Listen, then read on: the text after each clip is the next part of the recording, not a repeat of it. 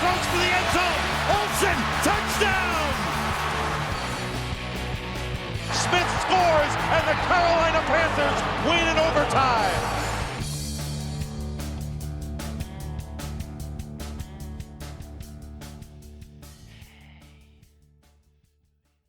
Bonjour à toutes, bonjour à tous et bienvenue pour ce 92e épisode du podcast. Thomas au micro et ce soir je suis en compagnie de Guillaume. Bonsoir Guillaume, comment vas-tu ? Bonsoir Thomas, écoute, ça va, même si je dois bien reconnaître que j'ai passé une moins bonne semaine que la précédente. Effectivement, les semaines se suivent mais ne se ressemblent pas du côté de Carolina. Voilà, vous commencez à avoir l'habitude, je pense qu'on l'appellera comme ça, le podcast récapitulatif de fin de saison. Ça suit mais ça se ressemble pas. Voilà, parce que cette semaine, nous avons perdu notre deuxième match de la saison contre les Saints. Enfin, notre deuxième confrontation contre les Saints, pardon. Plus logique comme ça. Un match qui avait pourtant bien commencé pour nous avec un touchdown de Rico Dowdle après quelques belles connexions, excusez-moi, notamment avec Jalen Coker. Voilà, on marque en premier. Sur le drive suivant, on a une jolie passe de Bryce Young, un peu sous le niveau de l'épaule, assez jolie, un peu son côté Mahomes qui ressortait sur cette action-là. Mais malheureusement, nous n'irons pas plus loin sur ce drive. Les Saints égalisent par la suite après un drive avec notamment une action un tout petit peu chanceuse, un ballon qui rebondit en l'air, et le receveur des Saints bien situé, donc voilà. Juste avant la mi-temps, on ira quand même marquer un field goal. On arrive donc à la mi-temps avec un score de 10-7 en notre faveur. Dans le troisième quart-temps, on avance bien. On a une belle connexion sur Jalen Coker, une belle passe. Coker se défait très très bien de ses vis-à-vis. Et bam, voilà, c'est un touchdown magnifique. Sur le drive suivant, on essaye de récupérer un fumble. Il y a un fumble qui est forcé et le ballon il échappe, il glisse des mains et au final on ne le récupère pas. Et manque de bol pour nous. Les Saints ils avancent. On réussit quand même à les stopper, mais pas suffisamment. Ils vont marquer le field goal à ce moment-là du match, 17-10. Sur le drive suivant des Saints, touchdown de Chris Olave qui était couvert par J.C. Horn. Il tente l'interception, mais ça passe entre les mains, ça passe à côté. Voilà, et en fait, Olave va marquer le touchdown. Et puis sur le dernier drive, parce que nous on n'aura pas réussi à faire bien plus, les Saints avancent, il reste 45 secondes à l'horloge, ils maîtrisent cette horloge, et voilà, ce qui devait arriver arriva, field goal des Saints, game over. Voilà, l'occasion, on en avait parlé dans le dernier podcast, très clairement les Buccaneers avaient perdu contre les Falcons, donc en fait on avait une belle occasion de prendre de l'avance dans cette division. Et là en fait on s'est un peu compliqué les choses. Seconde défaite de la saison contre les Saints. À qui la faute, Guillaume, penses-tu ? Écoute, lors du podcast de la première confrontation avec les Saints, quand on avait abordé la défense, j'avais dit je peux pas vraiment critiquer une défense qui à l'entame du dernier quart-temps n'a encaissé que 10 points. Bon en fait je me suis trompé, je peux totalement critiquer une défense qui n'a concédé que 10 points parce que c'était le cas dimanche dernier, mais c'était pas du tout la même sensation, à savoir que on avait vraiment l'impression que cette défense des Panthers était totalement incapable de faire sortir l'attaque des Saints du terrain. Et si on n'a concédé que 10 points sur les 3 premiers quart-temps, c'est aussi en grande partie dû au fait que les drives des Saints étaient très longs. J'ai souvenir que dans le deuxième quart-temps, ils ont un drive de plus de 10 minutes de mémoire. Dans le troisième quart-temps, ils en ont un autre qui doit faire 6 ou 8 minutes là aussi. Donc c'est sûr que moins il y a de possession en attaque et moins tu peux concéder de points. Mais c'est vrai que cette attaque des Saints était, on avait l'impression tout le temps sur le terrain pour des longs drives, quoi. Il passe 32 minutes sur le terrain sur ce match-là. On a l'impression que c'est assez équilibré, mais comme tu le mentionnes, en fait, des drives très très longs et une efficacité meilleure que la nôtre. Ouais, et puis 32 minutes, et puis il faudrait voir, alors je sais pas, j'ai pas vérifié cette stat, mais il faudrait vérifier le nombre de drives aussi, quoi. Parce qu'en fait, ça se trouve, ils font, je serais pas étonné qu'ils fassent 32 minutes, mais avec un drive de moins, par exemple.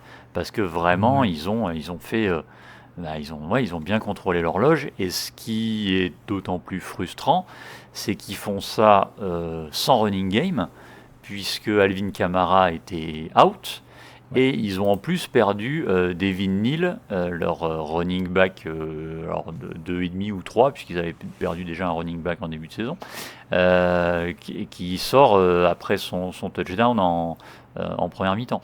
Donc c'est vrai qu'en deuxième mi-temps, ils n'ont pas fait beaucoup de courses, et pourtant on n'a pas réussi à arrêter cette attaque, quoi. Bah exactement, et voilà, donc du coup, tu as tout de suite basculé sur la défense, on peut en parler. En fait, quand on regarde les statistiques au global de cette défense, on se dit putain, on a quand même réussi à les saquer 5 fois. Donc 2 fois par DJ Wonnum, une fois par Roseboom et une autre fois par Gibson, un autre sac et du coup partagé entre 2 autres joueurs, vous le devinerez bien. Mais putain, oui, c'est vrai que ils ont eu un running game où littéralement, quand on regarde les stats sur ce match-là, c'est Tyler Shows, donc leur quarterback, qui finit meilleur coureur avec 32 yards.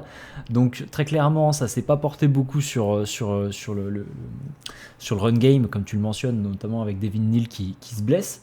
Mais putain, mais même, on parle quand même de Tyler Shows, on sait pas non plus. Mais il nous en a fait un peu baver quand même, parce qu'il va quand même à 24 sur 32 pour 272 yards et un touchdown, mais bon, il a réussi à mener son attaque à la baguette, quoi, j'ai envie de dire. Ouais, c'est ça. Alors, Tyler Shaw, c'est pas Drew Brees, hein, c'est sûr. Bon, il montre des très belles choses, hein, effectivement, depuis qu'il start, hein, et c'est pour ça qu'on disait que le bilan à 4-10 maintenant des Saints, c'était un peu trompeur, parce que c'est vrai qu'ils avaient commencé la saison avec Spencer Rattler, c'était pas du tout la même chose, hein. À noter d'ailleurs que les Saints, ils ont 4 victoires, sur les 4 victoires, il y en a 3 dans la division et 2 contre nous. Donc ils ont choisi leur match. Effectivement, voilà une équipe qui, dans les matchs intra-division, ceux entre guillemets qui comptent double, ils sont là. Mais après, voilà, c'est surtout cette défense qui, alors il y a autre chose dont on va parler tout à l'heure qui a beaucoup joué, mais ouais, on la sentait un peu impuissante, un peu. Pas que ça manquait de mordant, parce que comme tu le dis, il y avait des opportunités avec des fumbles non récupérés, mais c'était peut-être un peu trop, notamment dans la couverture contre la passe. Moi, j'ai trouvé peut-être un peu trop fébrile face à des receveurs qui, ok, Olave, c'est un danger, mais il n'a pas touché un ballon avant le dernier quart-temps. Et puis les autres, Vélé et puis l'autre, Austin, je crois qu'il s'appelait, que je connaissais même pas avant ce match-là. Voilà, c'est pas non plus des foudres de guerre, quoi. Voilà. Ouais. Donc, exactement, je suis assez d'accord avec ton analyse. En fait, on a l'impression que ça a manqué de mordant. Enfin, quand on regarde le score, on se dit ok, on encaisse entre guillemets que 20 points. Mais en fait, on encaisse 20 points en allant faire 5 sacs, mais en fait, du coup, mécaniquement, il n'y a pas eu beaucoup de courses, donc ça s'est transposé sur le jeu de passe, et en fait, malheureusement, sur ce match-là, il y a eu un peu trop de réussite pour les Saints, quoi. Et en fait, j'ai même envie de pousser un peu plus loin aussi vis-à-vis de ce que tu disais, notamment la remarque que tu dis où les Saints ont 3 victoires intra-division et 2 victoires contre nous. Je pense qu'on en reparlera aussi en fin de saison, mais j'ai l'impression qu'on est un peu les Robins des Bois de la NFL cette saison, c'est-à-dire on va prendre les points chez les riches, chez les bons, pour les redistribuer aux plus pauvres. Enfin, c'est très caricatural, mais en fait sur ce match-là, je veux dire, quand on se fait battre 2 fois par les Saints, voilà, ça fait aussi retomber les pieds sur terre et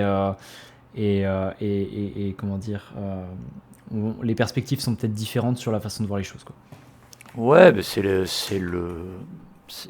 envie de dire, c'est le lot d'une équipe inconstante, d'une équipe de milieu de tableau, quoi, qui est capable sur un match, parce que la NFL est imprévisible, la NFC South est imprévisible elle aussi, et en plus les Panthers le sont également encore plus. Donc c'est sûr que quand tu commences, ça me fait penser un petit peu à une construction où tu commences à empiler des cubes, mais où la face du cube est pas complètement plate et un peu cylindrique. Donc quand tu commences à empiler ça les uns sur les autres, au bout d'un moment ça fait patatras, quoi. Si tu as de la chance, ça tient à l'équilibre, et puis des fois non. Et puis voilà, sur ce match-là, on a vu effectivement le retour, hein, comme depuis le début de la saison, on alterne une victoire, une défaite, une victoire, une défaite. Donc voilà, c'était la semaine de la défaite, ce qui est plutôt de bon augure pour le week-end prochain, on va se dire. On va espérer, ouais, on va espérer. On en parle bien sûr en fin d'émission, mais voilà, on avait parlé lors de la dernière émission de la semaine précédente que, eh ben, en fait, si on prenait 2 victoires, eh ben, potentiellement, si on avait 2 victoires, voilà, on était qualifié en playoff. Là, on était contre les Saints, qui étaient entre guillemets peut-être ce qu'on pouvait identifier comme, si on regarde uniquement les bilans, peut-être le match, on va dire, le plus simple, mais aussi peut-être le plus piège, parce qu'on savait que... Enfin, le plus piège, non, j'abuse très clairement sur le propos, mais on avait déjà perdu contre eux, on savait que ça pouvait être un match piège pour nous, et ben voilà, on est retombé encore une fois dedans. On va basculer sur l'attaque, mais voilà, il y a des choses à retenir de ce match, et aujourd'hui, bah, ça n'a pas été en notre faveur, donc en fait, ça veut dire que sur les 3 matchs qui arrivent, eh ben, il va falloir sacrément se bouger les fesses, notamment contre les Buccaneers. On en reparle, bien sûr, juste après. En termes de l'attaque, voilà, un Bryce Young qui finit le match à 15 sur 24, 163 yards, un touchdown. Globalement, il a quand même assez bien trouvé ses receveurs. La course, on a été 78 yards au global entre Rico et Chuba, avec une répartition 66%, 33% en moyenne des courses. Qui, voilà. Et quand même des petites actions en scramble de Bryce assez jolies, ouais. Ouais, Bryce Young, honnêtement, il fait un très bon match, hein. On avait dit que les Saints lui réussissaient pas forcément depuis qu'il est en NFL. Alors, on va dire qu'il lui a encore pas réussi puisque c'est une nouvelle défaite, mais sur ce match-là, Dans son jeu, il n'y a rien là, ouais. voilà, c'est compliqué de lui taper dessus. Ok, il loupe une passe vers Macmillan avant la mi-temps qui peut faire touchdown si elle est 20 cm plus en avant et pas derrière. Après, il compense par une passe magnifique vers Cocker qui est juste. Elle est Voilà, magnifique. c'est le Très bien Bryce à trouvé, deux belle visages, quoi. connexion. Voilà. Ouais, c'est ça. Il loupe des petits trucs un petit peu énervants et puis il est capable de faire une passe qui est Une juste super connexion. magnifique, hein. En plus, il lance vraiment une cloche dans la end zone. Au moment où il lance la balle, Cocker, il est pas du tout démarqué, hein. C'est vraiment Ouais. la passe est parfaite et puis comme tu le dis, un beau jeu d'improvisation avec les jambes aussi parce qu'il fait quand même 7 courses pour 50 yards et il va chercher des first down importants, notamment un 3e et 10 sur le dernier drive qui malheureusement donnera rien derrière, mais il va quand même le chercher à ce moment-là. Et puis donc non, il fait un bon match lui sur cette confrontation. J'ai pas trop grand chose à reprocher. Bon ben voilà, il n'a pas réussi son game winning drive à la fin. Il les réussira pas chaque semaine non plus. Mais ouais, c'est pas trop le souci. Le jeu au sol était un peu mieux que lors du premier match, mais pas quand encore même ça, ouais. pas aussi tranchant que ce qu'on a vu, hein. On a 3 yards pour chaque coureur en moyenne, hein, 3 yards et 3 yards et demi. Donc c'est en plus voilà dans ces conditions-là, c'est d'autant plus une bonne prestation de Bryce Young, hein, qu'on avait dit il a besoin d'un bon jeu au sol pour faire un bon match. Là, il avait un jeu au sol moyen. Ok, ouais, Il c'est fait ça. quand même un bon match, quoi. Donc non, mais c'est sûr que voilà, tu marques 17 points encore une fois, mais t'as pas eu non plus 80 drives pour les mettre, hein. J'ai pas regardé la stat, mais voilà, il y a 5-6 drives en attaque, pas beaucoup plus. Ouais, non, effectivement, ça a été assez limité sur ce match. Et comme tu le dis, on a quand même un beau match de Bryce qui a fait de très belles connexions avec ses receveurs, hein, notamment comme on l'évoquait, hein, pour Jalen Coker. Il y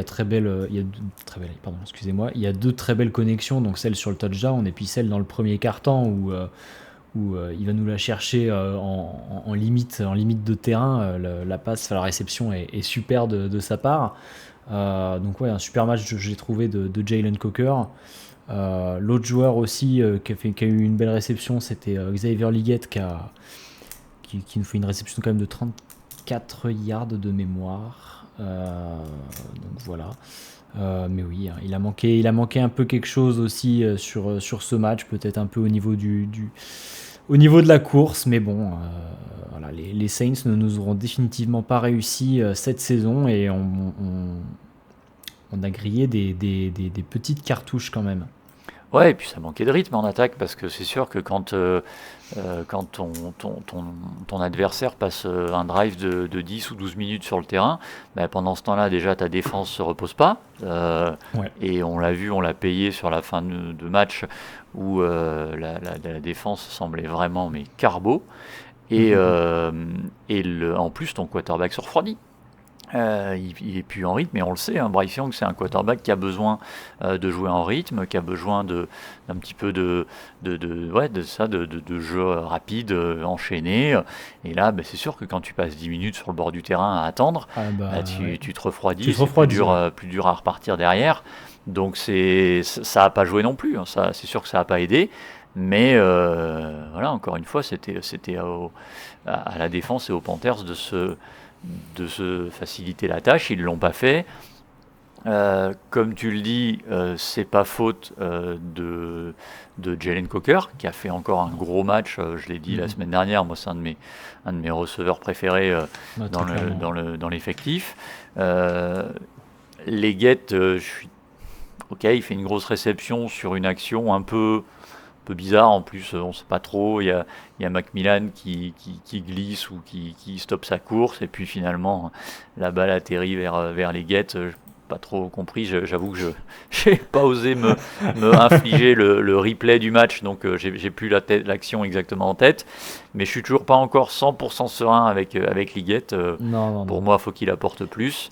Et puis Macmillan, ça reste un rookie malgré tout ce qu'on peut dire de bien sur lui depuis le début de la saison. Donc voilà, il y a des choses encore qui sont à améliorer dans son jeu, mais voilà, c'est à ça que sert l'expérience, quoi, qui nous manque, quoi. C'est ce qu'on disait, hein, c'est une équipe jeune, voilà.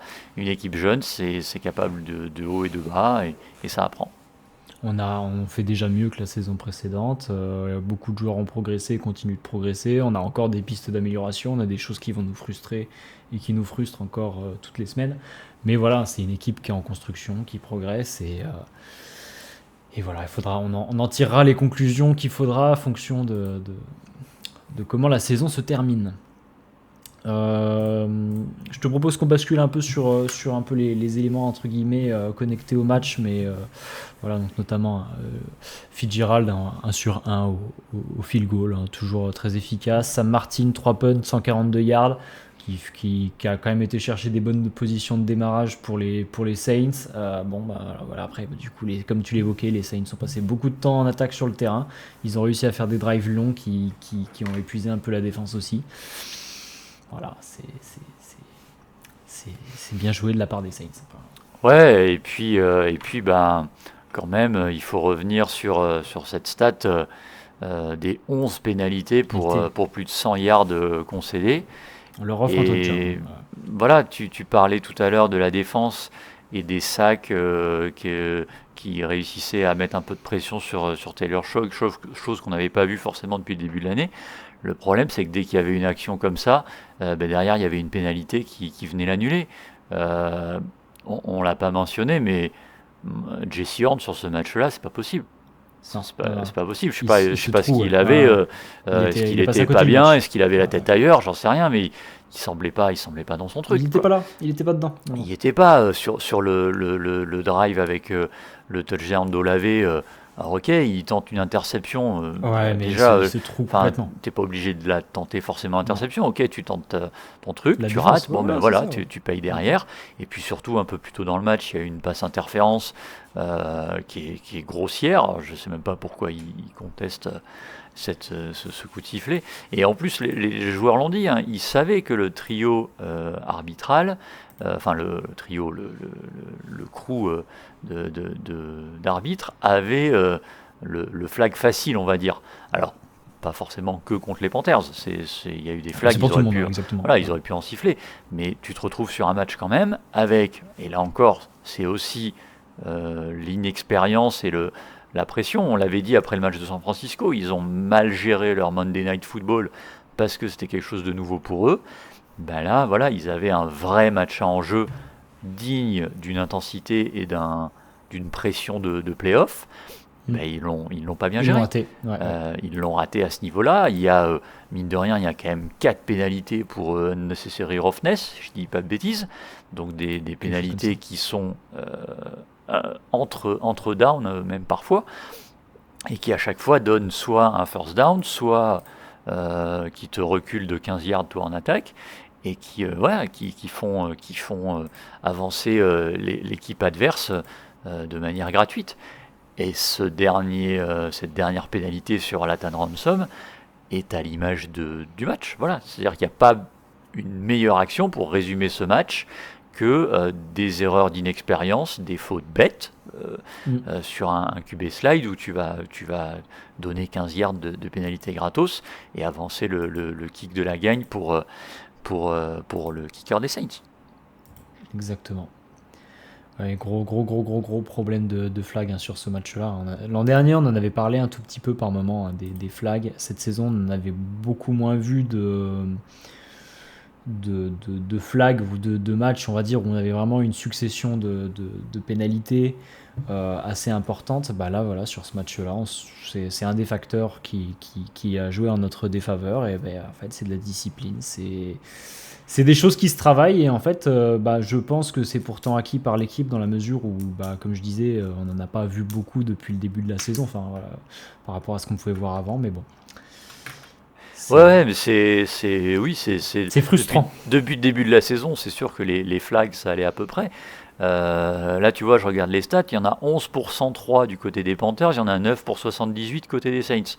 Ouais. Donc, c'est sûr que il y en a beaucoup pour les deux côtés. Après, j'ai pas souvenir que ceux des Saints étaient aussi pénalisants. Et puis par exemple, il y a aussi, moi j'ai souvenir d'une pénalité qui, ça rentre pas dans les yards, dans les 103 yards, mais elle annule quand même un gros retour de kick-off de Trevor Etienne sur un engagement. Donc voilà, il y avait non seulement beaucoup de yards, et en plus c'était très pénalisant sur le timing et le moment où ces pénalités arrivaient, quoi. Exactement. Guillaume, quelque chose à ajouter sur l'équipe au global sur ce match-là, ou je te propose qu'on bascule sur la question des auditeurs? Non, je pense qu'il est grand temps qu'on laisse ce match derrière nous et qu'on passe au suivant. On va passer l'éponge. On va vite oublier ce match. Alors, 2 questions de Baron Ours cette semaine. Première question, après cette défaite contre les Saints, les Panthers n'ont-ils pas prouvé qu'ils n'étaient pas une équipe de playoff cette année? Entre parenthèses, inconstance chronique, niveau des joueurs, etc. Et la deuxième, j'ai envie de dire qu'elle va peut-être un peu aussi avec les victoires des Panthers contre Green Bay et Los Angeles ont-elles faussé nos attentes en termes de classement et prévision sur la saison? Alors, je suis pas sûr que en fait, la défaite contre les Saints, c'est le revers de la médaille de la victoire contre les Rams ou Green Bay, tu vois. C'est-à-dire que c'est effectivement une équipe qui est inconstante, qui est capable du meilleur comme du pire. Donc, voilà, d'un côté, tu es capable d'aller gagner à Green Bay, de battre les Rams, et dans le même temps, tu perds 2 fois contre les Saints, tu perds à Arizona en début de saison. Voilà, c'est la définition d'une équipe inconstante. Donc, est-ce que ça prouve que t'es pas une équipe de play-off? Non, pas forcément. Enfin, ça montre surtout que t'es une équipe qui est jeune. Et une équipe qui est jeune et qui du coup a besoin d'apprendre. De se développer. Voilà, et de se développer. Et l'apprentissage, ça passe par ça. Donc il y a des fois où effectivement tu vas être capable de faire des grosses perfs quand tout s'aligne, et on l'a dit. On l'a dit quand face aux Rams, il y a quand même 3 interceptions à des moments clés, 2 interceptions et un fumble à des moments clés, tu les auras pas toutes les semaines. Bon voilà, là tu les as pas eu cette semaine et t'as pas eu de quoi compenser derrière, t'as l'inexpérience qui fait avec les pénalités. Donc voilà, t'as une équipe jeune, en manque d'expérience, il y a à boire et à manger dans ce que ça propose. Et après au niveau des attentes, je sais. Oui, on a effectivement, je ne sais plus qui c'est qui disait qu'il avait écouté le podcast de la semaine dernière après le match des Saints. Je je suis pas sûr que je le conseillerais. Ça doit pas être forcément Ouais, la douche est froide. une écoute très agréable. C'était Kamzakov. Ouais, c'était Kamzakov. Mais oui, bah nous aussi, on s'est emballé un petit peu la semaine dernière. On avait envie d'y C'est croire. normal. Voilà. Mais comme on l'a dit, on C'est est en l'histoire. termes de bilan au niveau de ce qu'on devait être, quoi. D'ailleurs, voilà, 7, 8, 9 victoires d'ici la fin de saison, c'est à peu près ce qu'on estimait en début Ce qu'on avait d'année. tablé, ouais, à peu Et près. on va y être. Voilà, la différence, c'est que au final, les Bucks sont moins imprenables Tranchant, que ce ouais, qu'on ouais, pensait. c'est ça. Et du coup, la division est en jeu. Mais les Panthers sont à peu près au niveau de ce qu'on pouvait attendre. Ouais, enfin, pour le coup, pas beaucoup mieux que toi, hein, très clairement. Comme tu le dis, voilà, on a des Buccaneers qui se retrouvent en fait à être un peu moins bons que ce qu'ils auraient pu être, parce que voilà, il y a aussi eu des facteurs de leur côté, avec notamment un Mike Evans qui s'est retrouvé blessé, un Baker Mayfield peut-être un peu moins tranchant par moment. Mais du coup, en fait, ce facteur-là a fait que nous, on a progressé, mais voilà, exactement. Enfin, on se retrouve entre guillemets dans une position où on peut potentiellement taper les playoffs, ce qu'on n'imaginait pas en début de saison. Donc en fait, on a progressé, je pense qu'on peut être satisfait de ça. Aujourd'hui, donc, comme on le disait la semaine dernière également, si on n'a pas les playoffs, je crois que c'était Franz qui disait ça la semaine dernière, on pourra être déçu également. Mais voilà, il y a aussi un gros facteur par rapport aux Bucks, mais voilà, enfin, Il y aura une déception, un côté occasion manquée, quoi. Parce que c'est exactement. sûr que voilà, Parce là, que c'est prenable. c'était prenable et ça l'est toujours. C'est ça le truc, Ouais, c'est-à-dire, ouais, ça ouais, l'est ouais, toujours. ouais. Fondamentalement, les choses n'ont pas changé. On avait dit, il faut gagner 2 matchs face à Bucks 2 fois et Saints. Voilà, tu as le droit d'en perdre un, il faut que tu en gagnes 2. Voilà, bon, tu as grillé ton joker la semaine dernière. Donc maintenant, il suffit de gagner dimanche contre les Bucks et de gagner en semaine 18. Et voilà, ce sera le résultat sera le même. C'est juste qu'on aurait pu avoir 2 semaines un peu plus relâche pour nos petits cœurs, ça aurait pas forcément été du luxe. Mais voilà, écoute, comme disait l'autre, hein, je ne perds jamais, soit je gagne, soit j'apprends. Bon, ben voilà. On aura beaucoup appris. Là, on aura bien appris. Maintenant, écoute, peut-être qu'on récoltera les fruits de cet apprentissage la saison prochaine, voire Voilà. peut-être dès dimanche prochain. C'est ça, d'ici la fin de saison. faut voir la globalité. Quand on voit la saison dernière, comment elle était cataclysmique par moment en début de saison, et même ce début de saison, comment on a pu partir et être un peu en difficulté. Je pense qu'aujourd'hui, quand on voit le bilan et certains matchs de l'équipe, on peut être satisfait. Bien sûr, aujourd'hui, il y a beaucoup de choses encore qui vont pas, on l'a mentionné, hein. Des fois, on a des matchs de Bryce Young qui sont très clairement en dents de scie. On a certains joueurs, notamment comme Liggett, qui ont montré du mieux cette saison, mais qui sont toujours pas au niveau qu'on attend d'eux. On a par contre des super motifs d'espoir, que ce soit sur le reste du corps de receveurs, que ce soit sur la défense contre la course qui s'est améliorée ou certains éléments. Aujourd'hui, on est dans une position, j'ai envie de dire, qui est beaucoup plus confortable que ce qu'on était l'an dernier, et notamment, comme le mentionnait Franz également la semaine dernière, on est dans une position où potentiellement on va pouvoir attirer peut-être un peu plus de monde la saison prochaine, et encore une fois améliorer l'équipe sans se vider complètement les poches non plus, et c'est ce qui est, je pense, quelque chose qu'il faudra retenir de cette saison, quoi. Ouais, il y a au moins une bonne dynamique. Voilà, la Au moins une bonne dynamique est au moins exactement. positive. Voilà, on avait dit qu'on serait en début de saison à la lutte avec les Falcons pour la 2e place de division. Je pense que là, on a montré qu'on était, on était au-dessus.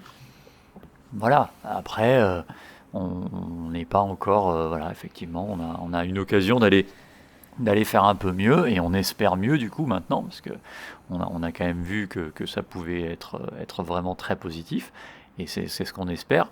Mais on est, pour revenir à la question, on n'est pas forcément, on est au niveau de ce qu'on pouvait espérer en début de saison. Espérer, exactement. Donc prochain match, ce sera ce dimanche à 21h contre les Buccaneers. Voilà, on va essayer de reprendre la tête de la division, match très important comme on l'évoquait. Voilà, des Buccaneers qui se sont montrés, comme je l'évoquais, un peu en difficulté par moment. Et comme on a pu le voir sur les matchs intradivision, et en fait, rien n'est joué d'avance. Mais par contre, il va falloir y aller, et puis il va falloir éviter de refaire les mêmes erreurs, que ce soit en défense contre la passe, que ce soit les flags, ou que ce soit, peut-être, ne l'espérons pas, touchons du bois, touchons tout ce qu'on peut toucher, un match en dents de scie de Bryce. Ouais, alors c'est 19h, hein, t'as dit 21h. Ah, pardon. Non, Oui, c'est c'est 19h, 19h bien exactement, sûr. je me suis trompé, oui. Mais ouais, alors il va falloir faire attention effectivement en défense, notamment à Mike Evans qui est revenu, bien revenu en plus, Ouais.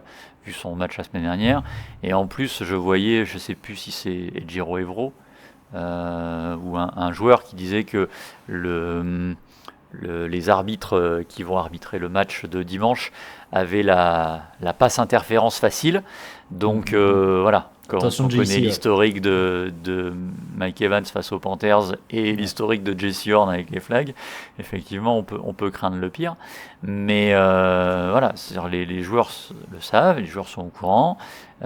Ils savent aussi qu'ils ont gâché une occasion dimanche dernier, mais qu'ils ne sont pas non plus complètement hors des clous.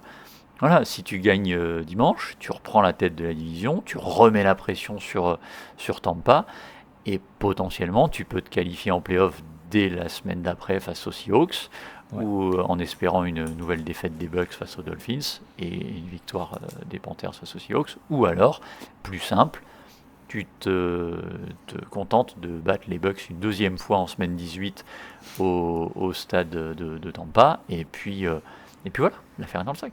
L'affaire est dans le sac. Il n'y a plus qu'à. Enfin, il n'y a plus qu'à. Ce sera le mot de fin de cette émission. Bah, Guillaume, je te remercie de m'avoir accompagné une fois de plus pour cet enregistrement. Eh bien, merci à toi, et puis merci à vous toutes et à vous tous de nous avoir écoutés. Exactement. Puis il ne nous reste plus qu'à vous souhaiter une bonne fin d'écoute. Et puis on vous dit à la semaine prochaine pour débriefer tout ça. Allez, ciao, ciao. Ciao.